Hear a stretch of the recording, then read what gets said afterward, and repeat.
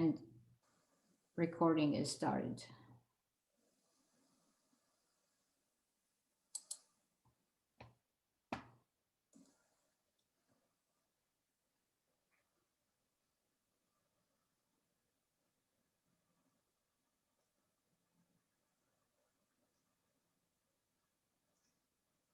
George, would you go to the title slide? Oh, Thank you. got it. No, go up. Yes. Hello, everyone. We'll be starting in just a few minutes. Please stay tuned.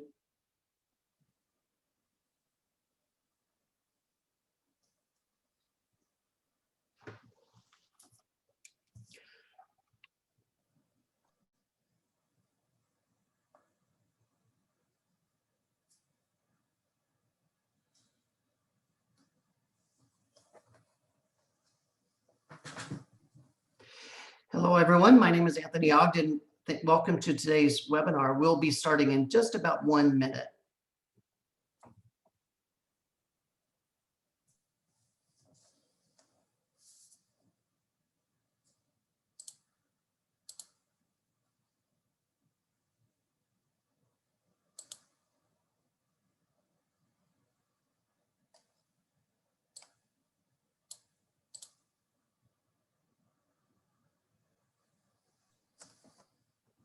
And if you are just joining us, please feel free to introduce yourself in the chat. Maybe say your name and where you're from, and if you'd like, who you're with. Again, thank you for joining us today. We'll be starting in just about 1 minute.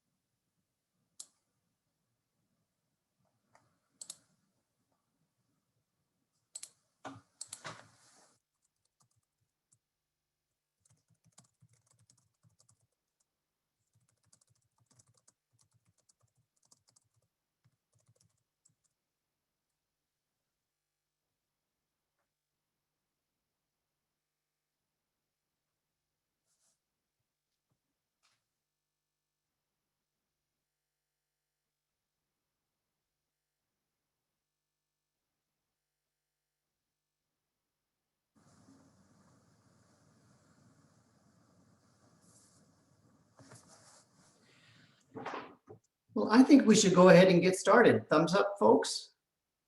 Yes, okay, great. Welcome, everyone.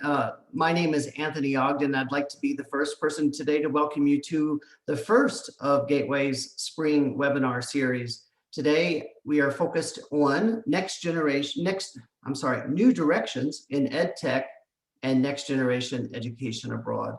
We have a terrific panel for you today. And so let's get started. Let me just say at the outset, this session is being recorded. And if you're not able to stay for all of today's, or if today is so fantastic that you'd like to share this recording with others, you can go to the Gateway International Group website and you can download the recording of today's webinar. Again, my name is Anthony Ogden. I'm a managing partner here at Gateway International Group, and I'm joined today by my colleague and friend, May Arthur. Together, we are launching Gateway International Group. And today, however, the webinar is actually facilitated by Dr. George Kasenga and Dr. Rosa Almaguera, who will be introducing themselves here in just a moment. Now, before we get into this, let me just take 1 minute and just to tell you a little bit about Gateway International Group. If you've not visited our website, I encourage you to do that. We have 3 distinct divisions: our Gateway Solutions division, which supports international institutions and organizations around the world in advancing next generation international education.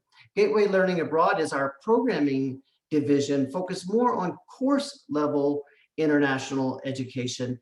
And finally, and perhaps most popularly, is Gateway Resources. And this is a free portal of information and resources on the field of international education, as well as the profession.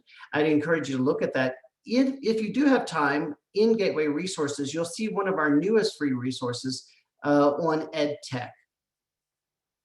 If we can go to the next slide, please. And in that, within Gateway Resources, you'll see it says EdTech for International Education. And what we've done together with our colleague, Erin Nide, who was a participant in last fall's Gateway Leadership Institute, she and I conducted a survey of what we think are the most prominent EdTech organizations supporting international higher education.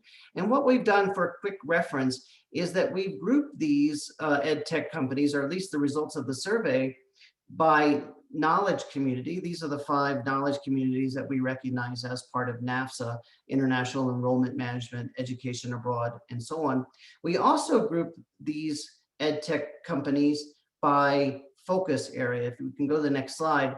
If this is by knowledge community, the next area is by key functions. And as we know, our key functions span many of our knowledge communities, such as enrollment management.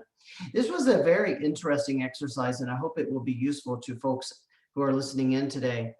And some of the observations we noticed is that there are a lot of EdTech companies focusing on enrollment management and international student recruitment, but far fewer organizations elsewhere. What's most important, of course, and whether it's this visualization or the previous one, is to note that there are numerous EdTech companies that have long supported the work of international higher education, as well as new EdTech companies that are just now emerging to support our work as we move forward into this next generation of international higher education. Today, we have representatives from several of these organizations joining us today, and I'm so very excited to hear their thoughts on EdTech for education abroad, or new definitions or new directions in that respect.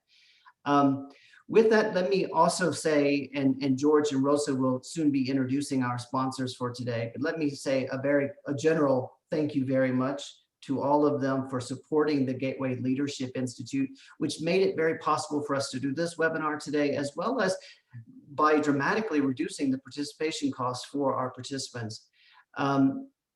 And so with that, let me also say thank you all for coming. I'm looking in the chat and it's just alive already with folks coming from all parts of the world in different organizations. So we have a lot to discuss. So thank you, Rosa. Thank you, George. Let's get started. Well, great. Thank you so much for that warm welcome and introduction, Tony. Thank you everyone for being here. And of course, the biggest thanks right now first goes to our strategic partners of Gateway Leadership Institute. You know, Tony really captured it. Not only do they make the Institute possible, they also make it accessible and affordable for our participants. So we're excited to have the program running. And of course, Teradata, we want to thank as a strategic partner, along with IntelliPeer, Off We Go, Conversify, and QS Unisolution. Thank you so much for your sponsorship and serving as a strategic partner for this year's or this spring's Gateway Leadership Institute. Rosa? Thank you, George and Tony. And we also want to express our appreciation of our sponsors. And those are CET, Academic Programs, VIEW, Virtual Education, CEPA Foundation, VIA TRM, Shorelight, Synorbis, Virtual Internships, HPIN, and Podium Education. Thank you to all of them. And with this, let us start with our webinar today on new directions in EdTech and next generation education abroad. As Tony already explained, Gateway International Institute is dedicated to promoting the next generation of international education leaders. And for this spring 2021 Institute, we are focused on educational technology with the goal of understanding and leveraging new technologies to support international education programming. And this is our second edition. Our previous one was our first one, and we are very happy to have followed with the interest of most of our participants in webinars and in the Institute. And with that, please, George, if you can introduce yourself. Well, sure. So again, my name is Dr. George Kasenga. Day to day, I work at Purdue University Northwest, where, like so many of us, the resulting changes and challenges we've had to face because of the pandemic, we're actually migrating from a centralized model of international services and programming to a decentralized model to accommodate the changes that our university is facing. And I'm thrilled to continue being part of Purdue University Northwest's ongoing work in this area. And of course, being part of Gateway International has been incredibly exciting, and excited to be part of the Institute. Rosa? Yes, the same to me. I've been in the field for over 25 years now, and Gateway has been an opportunity of looking into it in a very different way. Right now, I'm based in Spain, and I work as an international education consultant, and this has been a window into higher education, international higher education. And with that, let's start with our webinar and our presenters. So we have three fantastic presenters for you today in today's webinar. First, we have Rich Foley with Teradata. He leads the Partner Alliance program at Teradata. Then we have Duff Archie with Off We Go, where he is, he's an entrepreneur, and for the past 5 years, he's been working on designing and developing student-centric travel experiences. And our third presenter is with the University College Dublin. This is Aaron Mckenna, where he's the commercial advisor to the president at University College Dublin, and he has incredible insights. They all have incredible insights to share with you today. So now let's get into the substance of today's webinar. First up, we have Duff Archie with Off We Go, and I'll ask him to transition to his slides. Sure, thanks, George, for the introduction. As George mentioned, I've spent the last few years designing and developing student experiences. Just to give you a little bit more background, I graduated from St. Lawrence University in way upstate New York in 2018 with a degree in economics and business. And then while at St. Lawrence, I studied abroad twice. First, my first semester freshman year, part of their first year program, and again 2 years later with DIS in Copenhagen. Shout out to any DIS grads out there. So far, I'm excited to launch Off We Go to make safety a forethought for the student travelers that are going through these very innovative programs. So without further ado, I want to share my screen and get on with the presentation.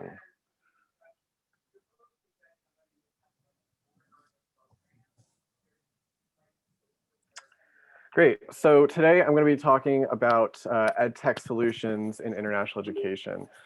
From a high level standpoint, I'm going to be going over a few different areas. First is the changing landscape of venture capital in EdTech. So where's the money going to? Where's the money coming from?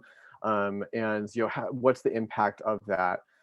Next, I think because of that, we need an updated definition of what is educational technology. And most importantly, the most important part of international education are the people. So, ways that we can use EdTech to increase cross-cultural integration, et cetera. And then finally, this definition of data and how can we use data is constantly talked about as being the new oil, across the tech sector, and how can we use data to our advantage within international education. So first off, I want to kind of break down these two graphs pulled from a GSV Ventures article on Medium that was really great. That broke down, who the big players in venture capital, both in Silicon Valley and beyond, on who are funding these, ed tech companies. Surprisingly, they are later stage venture capital companies. So companies that are funding Series A or beyond, later stage companies with established networks of growth, proven traction, and large customer bases, and that are focused on e-learning solutions or massive online courses. So these are Coursera's or types of large e-learning solutions, Duolingos, stuff like that, that are providing, that have very large customer bases, beyond higher education customers, but individual users themselves. And so the percentage of funding to smaller companies, although smaller, is definitely impactful. And 2020 obviously was a huge year for EdTech, and some VCs have started to kind of shift away from that and are realizing this is here to stay. So particularly GSV Ventures, Owl Ventures, and Learn Capital. However, of 159 EdTech deals that were done in Q3 last year, only 7 investments accounted for the 30% of all of the funding in EdTech alone, and all of last year. So again, these are massive companies that are getting most of this funding, and a lot of that funding is coming from and going to Asian companies and Asian venture capital firms. So most of this is coming out of China and India, as you can see. But really want to emphasize that this is a global effort. We're focusing today on 2 U.S. edtech companies, Teradata and Off We Go. However, this is a very large network of kind of like our field in general, international education, that is built up of people all around the globe trying to better students' lives. So we kind of integrate into this system. However, I want to, because of all this, I came across this really great definition from the Association for Educational Communications and Technology that was coined roughly in the mid to late 2000s, between 2005 2008. And the key phrase I want to focus in on here is practice to facilitate learning. And I think that there needs to be an updated definition that's fairly broad, a little bit more broad. That is, the combined use of both hardware, say like Oculus, AR, virtual reality, augmented reality systems, to software, like Teradata and Off We Go. But adding that behavioral science piece to the individual user, I think is really, really important to make sure that we facilitate not only the learning of the student, but also the all-around development of that person. So whether that is educational, academically or socially, or any number one of these whatever you want to put into that development bucket, I think needs to go into a more broader definition on what educational technology really is, and how it can help not only the student but also the administrator, the management, etc. So when we always Off We Go, we call ourselves student centric. We put the student first in the products that we build, in our messaging, and when we talk to them, the number one takeaway for international education is always the people. It's always the people. Whether you're talking about like an amazing professor that you had, or I still keep in touch. I'm best friends with my DAS friends from abroad. When you think back on your intercultural experiences, you always come back to the people. And it's that way that we want to use EdTech to improve that. However, one of the things that I've noticed recently, I'm not going to play the TikTok clip for you. I don't think I have time, but if you're at all interested, I put the URL here.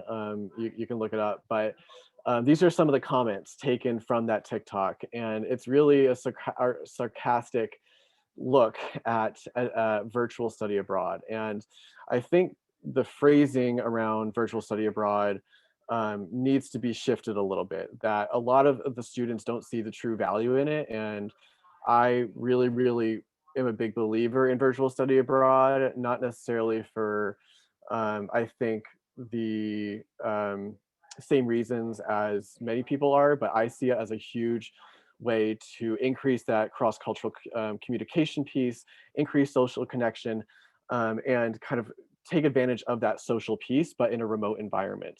So, just take a look at some of these comments here, and I think that some of the students, you'll put it pretty precisely and bluntly. But that being said, in destination will always be a thing, but virtual is obviously here to stay. And so I think Rich Foley is going to take a little bit more of a deeper dive on this, with Teradata. But my point here is, let's try to brainstorm some ways that EdTech can enable social connections. So through day in the life videos or exchanges, or cross-campus connections, joint classes. I know that was a huge piece when, part of my undergrad experience in my study abroad experience was actually taking like FaceTiming really, or Zooming another class halfway across the world and learning about their day-to-day life, their classes, how do their classes differ than my classes here on campus in the US. There are a lot of cool ways I think that virtual study abroad can be more than just taking classes at your university, beyond through an e-learning solution. And the other thing I want to highlight is to take advantage of non-traditional resources for education. So thinking outside the box and how can you use online tools and offline tools to for your advantage. So TikTok is a great. I was really impressed to see some study abroad offices are on there. Shout out to I think Wisconsin, IES abroad. A few at Georgia I think had one on there. That is where the students are. That's where Gen Z is. You have to meet them where they are on the mediums that they're on. Clubhouse is another one that's getting talked about all the rage these days. So you start to use some of those tools for your own benefit. So one of the things here, just a quick poll, if you go to DUFFA723, I'd love to hear just what are some ways that you could brainstorm ways to use social connection here. And George and Rosa, keep me honest with the time. Feel free to DM me.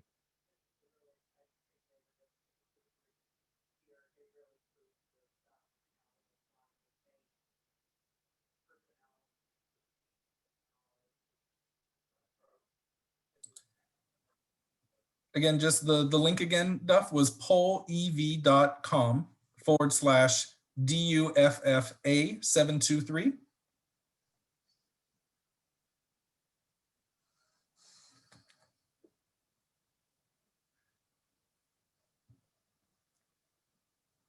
It's a great idea.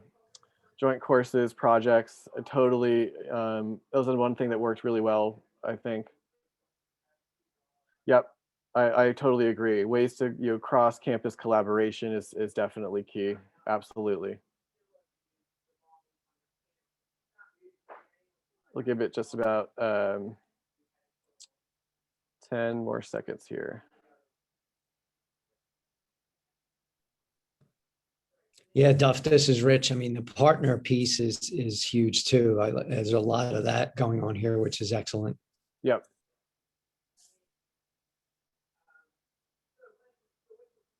Yeah, this is great. Zoom, yeah, yep. These are all great ideas. I'm going to move on because there's a little bit more to cover. But the last piece I want to touch on here is data. Data it was coined by Clive Humby roughly a decade ago now to be the new oil, and it truly is. You can see if anybody that's watched, those documentaries.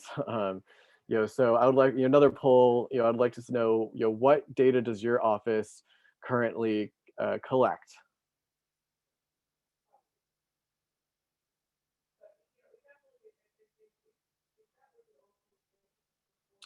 Yep. So the open doors reports, definitely. Yep. Those are all really great, statistics to keep track of. Absolutely.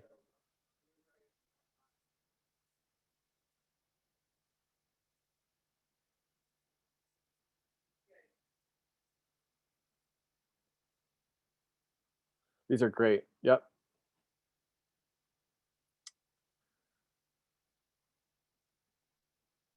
Awesome. So you get the idea. And then finally, how does your office, use that data? Is, a final poll I'd like to kind of put to the group.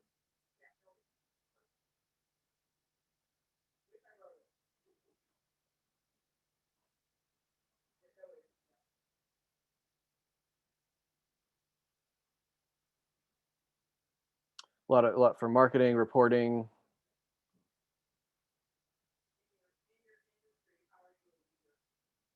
That's great. Awesome. Well, just to kind of wrap things up here, I want to just kind of highlight a couple of things. I saw, I think, almost all of these in your responses, so that was really great to see. So obviously students are the key source of data here, but reaching out to alumni to see how their your programs have been in the past, faculty and staff, affiliates and partners, even parents, and what are some applications for that? So whether it's to reduce risk, in your risk management goals, enrollment goals, or your program and policy creation, or budget creation as well. And then two final things I wanted to kind of hit home are the terms objectives and key results, OKRs, or key performance indicators, and KPIs, which are two terms that are really buzzwords now in the tech industry. And so I want to kind of leave you guys with what are some of your objectives and key results moving forward as we go through 2021 and into 2022 and recovery of the travel industry, international education as a whole. And what are some key performance indicators or metrics that you guys are starting to track? What are your benchmarks that you're tracking that will kind of gauge rebounding of the market, or how do you gauge success in your own office, and how can you use data and EdTech solutions to increase that reporting, or your better accuracy in reporting, or whatever it may be. Those are two proven methodologies, really from the Intel, Google, early internet days that have really stuck around, that we practice day to day at Off We Go, as well as many other tech companies. So finally, just to kind of conclude everything together, we are at Off We Go are really big believers in design thinking and taking a very human-centered approach to things. What do your students care about most, and how can you as an international office get what you need by giving the students what they want? We at Off We Go kind of combine that social and fun elements of study abroad with kind of that hardcore risk management, data processing, to improve the organization's reporting mechanisms. So thank you guys so much. I will transfer it back to George and Rosa, and feel free to DM any questions here, or reach out to me at duff@offwego.io. Happy to answer any questions there as well. Thank you, guys. Thank you, Duff. And several people are asking for the data that you that came from those webinars or from your polls. If they email you, would that be something you could share? Absolutely. Yep. If you email me, I'll put my email in the chat here, and feel free to share with whoever. Thank you so much. Yeah. Well, thank you, Duff, and thank you, Off We Go. Next, we have Rich Foley with Teradata, and definitely excited to hear their take on this topic. So I'll pass the baton to Rich. All right. Thank you, George. Thank you. Awesome. Let's get this set up here. All right. Excellent.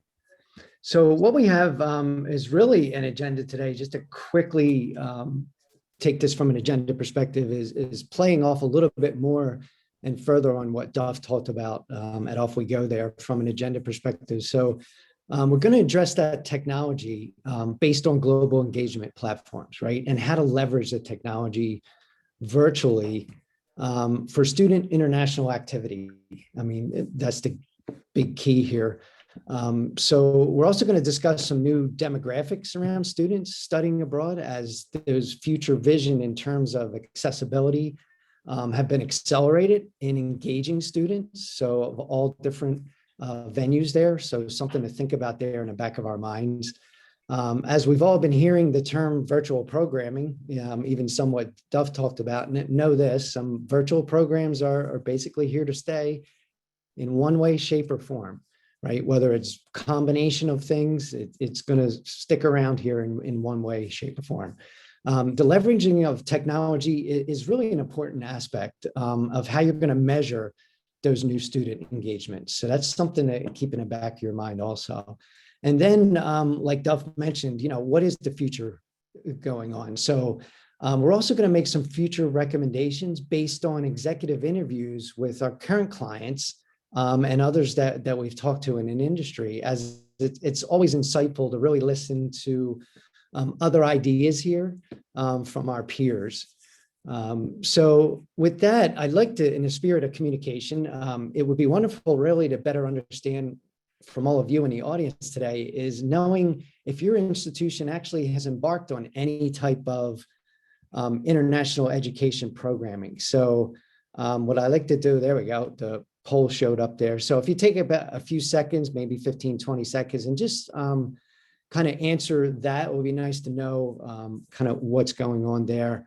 This really helps in our conversations with all of you interested in exploring those new ideas for inclusion and what new technologies are forthcoming in managing really the global engagement for all those student stakeholders there.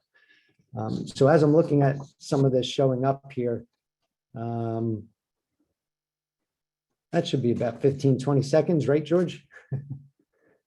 So there we go. So just taking a look, it's interesting that, yes, so good point there. So if we think about it, and this doesn't have to be, if we look at, virtual study abroad, there's a lot of you are actually at some point doing it in that. So whether they're real set programs, it doesn't have to be really set. I mean, some of you may be doing online coffee hours from outdoor cafes or some similar meet and greet type of solution there as an offering. This is really where some creativity came into play here, I think, for similar ways to engage students there. Awesome. So thanks for putting up that poll there. Awesome. And I think, so is everybody seeing the results there? So we can see that just to get an idea there. So that'll give you an idea. So like I said, most of you, about 40% are actually doing somewhere in that realm there, which is awesome. So just to give you a little quick high level view of Teradata itself, Teradata today is all things global engagement internationally in higher ed. So if you think about your institutions managing student inclusion in higher ed, inbound, outbound, mobility, overall global engagement as an integral part of your educational mission, right? And operational objectives in your institutions for all of this. Notably, we have platforms to manage all of those aspects and functions in the school.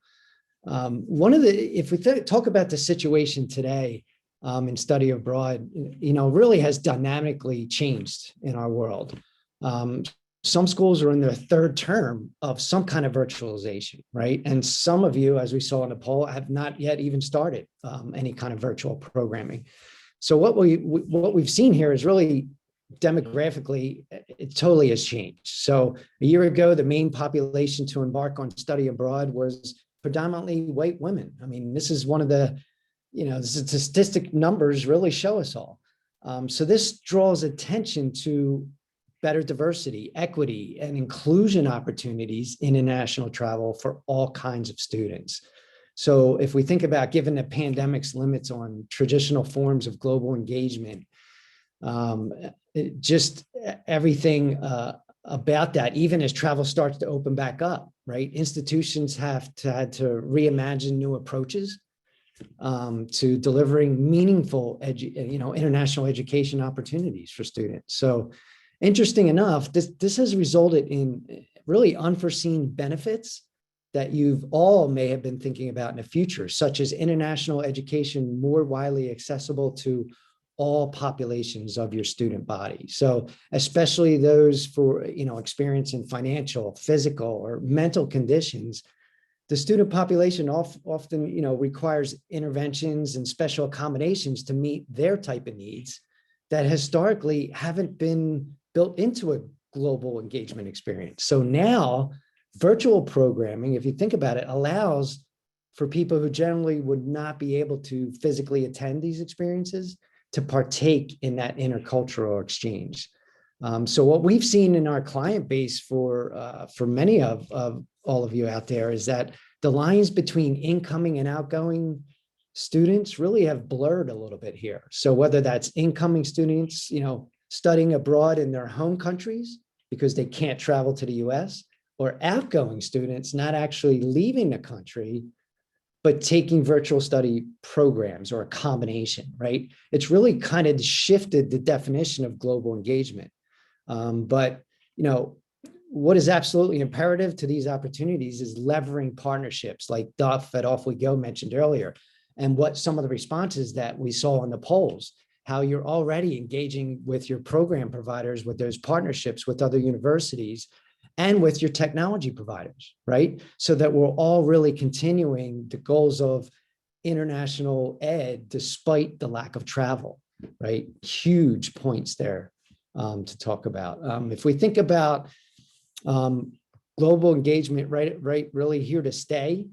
If we think about, just a quote from Gian Mario at DePaul University, virtual is going to be a part of programs moving forward.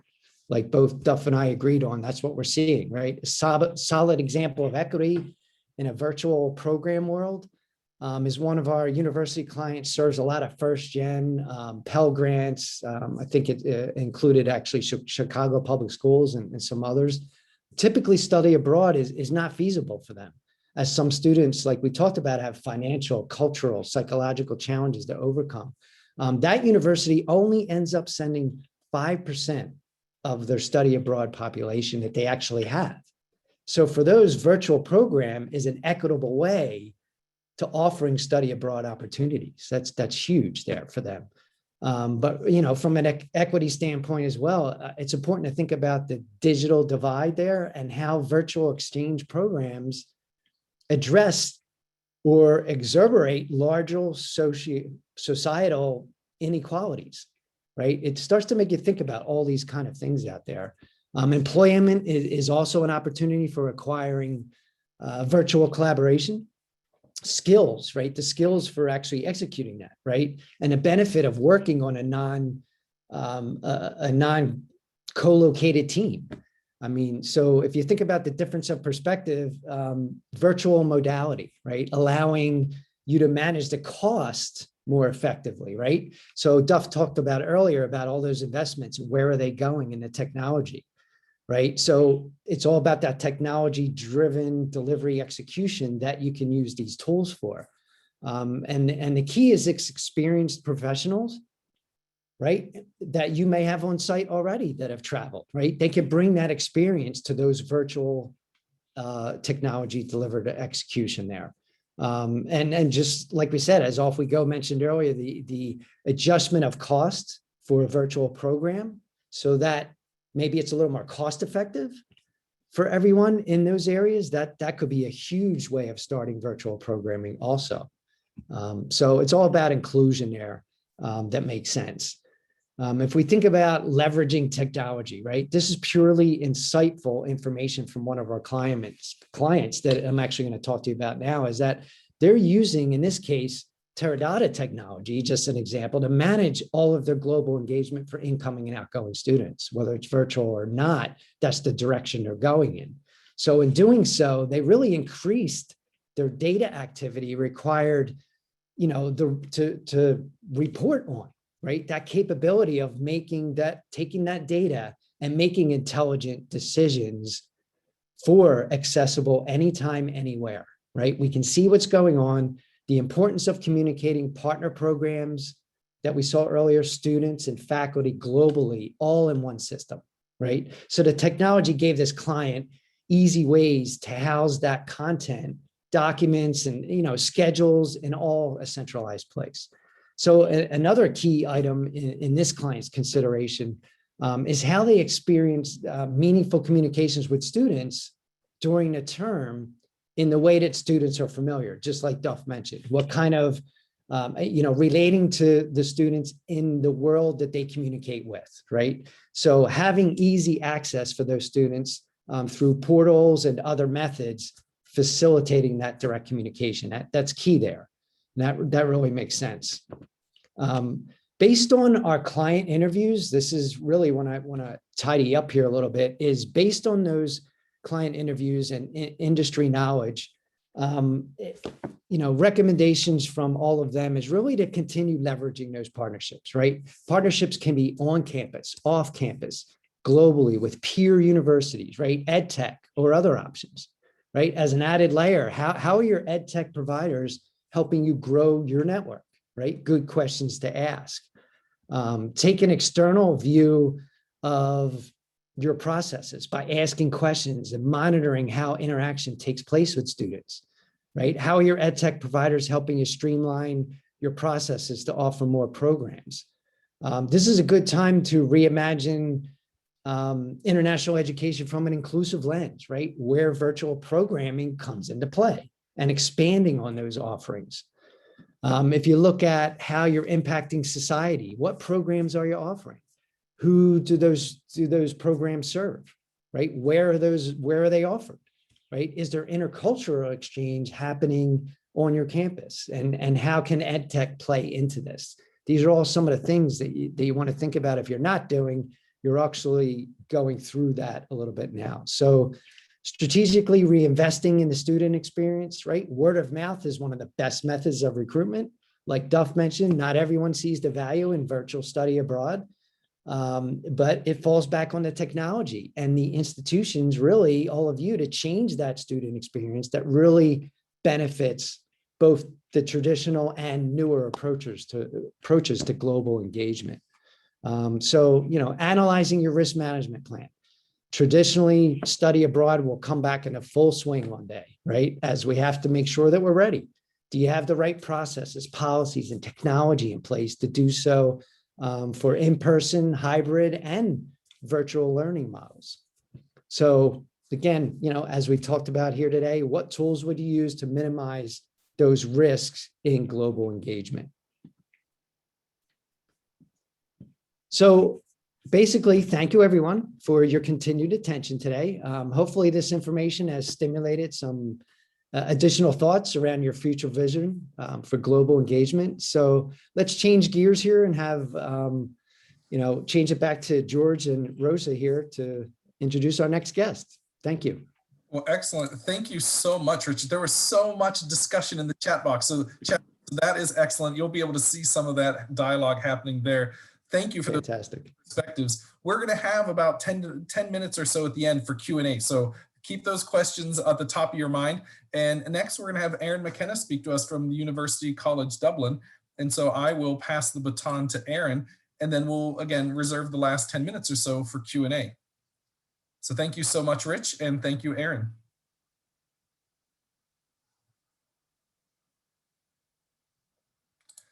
And we're not hearing you yet, Aaron, so let's make sure you're unmuted. Just fallen for the oldest trick in the book. It's so nice to have so many of you here with me today. So my name is Aaron Mckenna, and when I'm not looking for the unmute button, I work here at UCD. We're Ireland's global university, so we take in students throughout the year, both onto our undergraduate and postgraduate courses, and indeed we've a great variety of courses we run over the summer and so on for folks who want to come and study with us that way. And I'm going to talk to you through the lens of one of our units called the Professional Academy, which is focused on probably workplace skills. I'm going to give you some perspectives on EdTech and our experiences with it over the last number of months in particular, where we've gone through digital transformation at scale, as so many of you have done. So I want to start. Let's talk about the Big Bang, right? So I love this this graphic here. It quite reminds me of the Big Bang. It's not just a great television show, but also a scientific theory. But this is a map prepared by a venture capital firm of the EdTech landscape, and you can see it's vast. it's intimidating, it's difficult to get your head around. Behind each point here is a brand with a product or a service that's seeking to influence or fundamentally change education. And where do you start? Over another thing that arrived like a big bang was COVID-19. So education providers in every segment have had to do digital transformation at scale, at speed, and start working with providers that are somewhere on this map to try and solve a problem that may exist for you in your organization. But after COVID-19, winners in the more competitive segments of the market will probably be determined in part by those who best ride the wave formed by the Big Bang, those who best grasp and take the nettle by in their hands and manage to drive through a successful digital transformation in their organization at all levels of their organization. So EdTech drives more than just different learning experience. This is something we've been big advocates of for a while now. So EdTech comes into the enrollment phase, it comes into the learning phase, and it also comes into what we call the growth phase. So what happens after we've learned with a student? And EdTech can touch upon all of these aspects of your organization. So in the enrollment stage, are you using technology to drive better experiences for your prospective students pre-enrollment? Are you using a good CRM? Do you have a decent web platform? Do you have great social engagement tools? There's a lot of students who previously would have been enrolled into global education and study abroad, probably by visiting somebody's office somewhere and sitting down to have a conversation. It's not happening anymore. It's happening in the digital landscape. I think if you were to give 100 leads, 100 prospective students to 2 institutions of equal stature, the one who uses technology to drive the customer experience in a thoughtful fashion is going to win more business. If you have a CRM, if you can measure the amount of leads that come in, how many do you qualify, how many do you close, do you have tools in place that you can use to engage with people where they want to be engaged with. So sales isn't a dirty word. I think you need to be investing in the space and thinking about this space and how you use EdTech to drive better experiences in many different ways in the enrollment phase. When people are learning, so some of my colleagues have expressed a view, and not all, but it's one of the views out there. These EdTech companies are coming to eat my lunch. And actually, I think that there's an approach where we can look at the world and say, we have things that EdTech companies don't have. It could be campuses, could be experiences, could be that people-based experiences, the study abroad. Venice is going to be Venice and Dublin's going to be Dublin in the future. We have intangible and tangible things. But if we manage to partner correctly with EdTech companies, we can actually grow the sum total of the experience that's been delivered to students. And again, if you're not doing it, someone else possibly is, and they're going to win more student business in the future if they can differentiate significantly in their space. So I'd recommend experimenting with the experience. You're not going to invest $100 million into a platform to do something different in a particular space in EdTech in the learning environment, and but equally you have things that you can bring to the table that EdTech companies want to access. And growth. So your students are going to go home eventually to their careers. They have ongoing needs, and you can use these digital technologies and opportunities to actually build and maintain meaningful relationships and use EdTech as a gateway to building lifetime value with students. There's a very significant move now where people go through their careers and they go through multiple careers and they got multiple skills and they got loads of things they're going to need to learn and change with as they go through their life. And you've maybe spent a semester with them.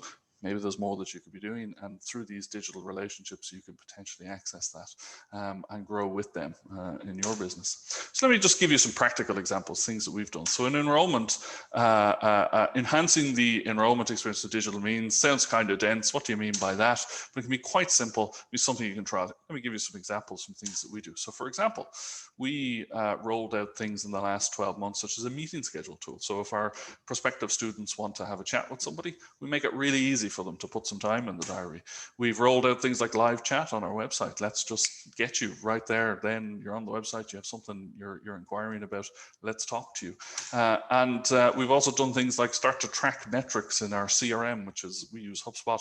It's not an overly complex system. If you can use Facebook, you can use HubSpot.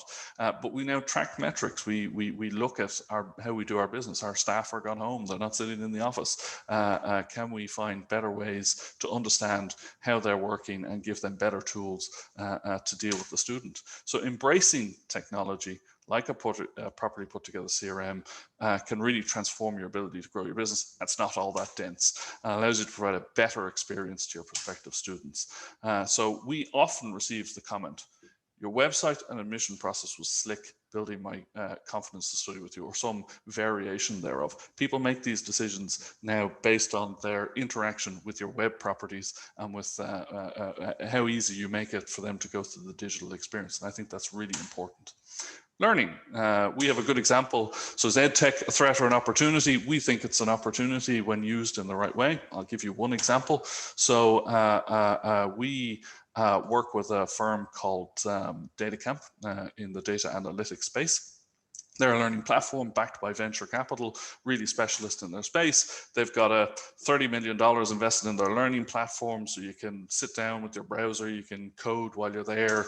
You got great content, super projects, the ability to learn in a group, and a super mobile experience, right? And we've brought this together and packaged it into a course. Like, you can go to DataCamp, you can subscribe to them for $300 a year, but we don't compete with that. We sell value-added experiences, and we roll their product through a partnership into courses that we create. And irrespective of whether or not your student is sitting at home, learning at home as part of a virtual study abroad, or indeed when they're back in the classroom, they've traveled to you, they're sitting with you, and they're sitting in a classroom with their laptop, with their iPad, whatever, they're going to have a better experience because you've created a more compelling product by working with an EdTech provider who you've run the rule over. So they bring the platform, we build the course, we bring the subject matter experts, we bring the experience to the students, and we have created something that is significantly greater than the sum of its parts by doing so.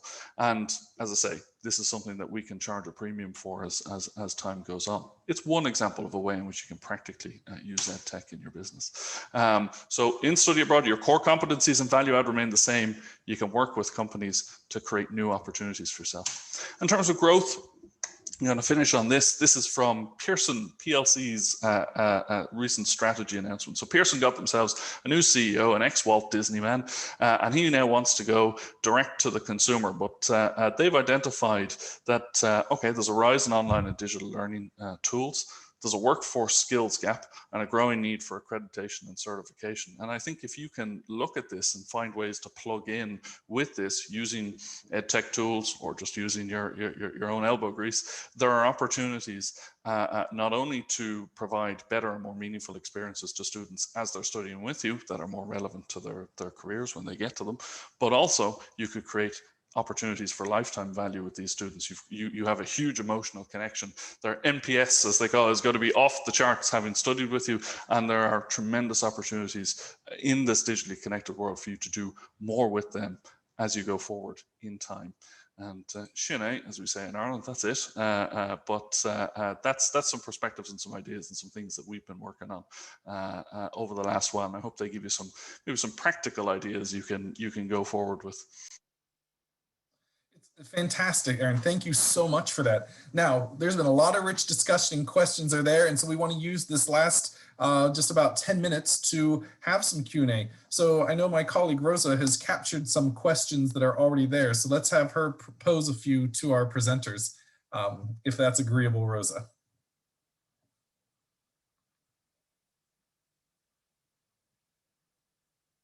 Yes, George.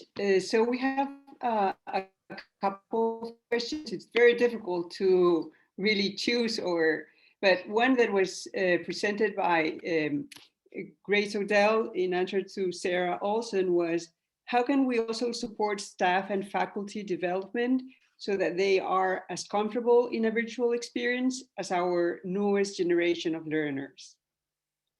And so if for example, Aaron, if you want to go ahead and answer that. Yeah, it's, you know, we went through this in March of last year, right? Bang, we're all on Zoom now or wherever you happen to end up.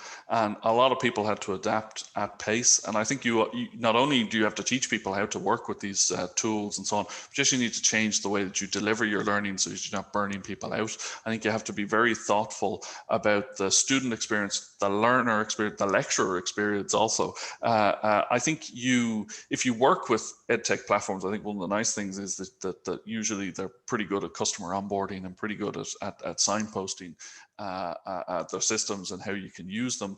But I think you need to make time for training. You need to make time for mentoring. You need to find partners who are willing to work with you on that. So we work with a couple of partners who've been great at helping us to actually activate.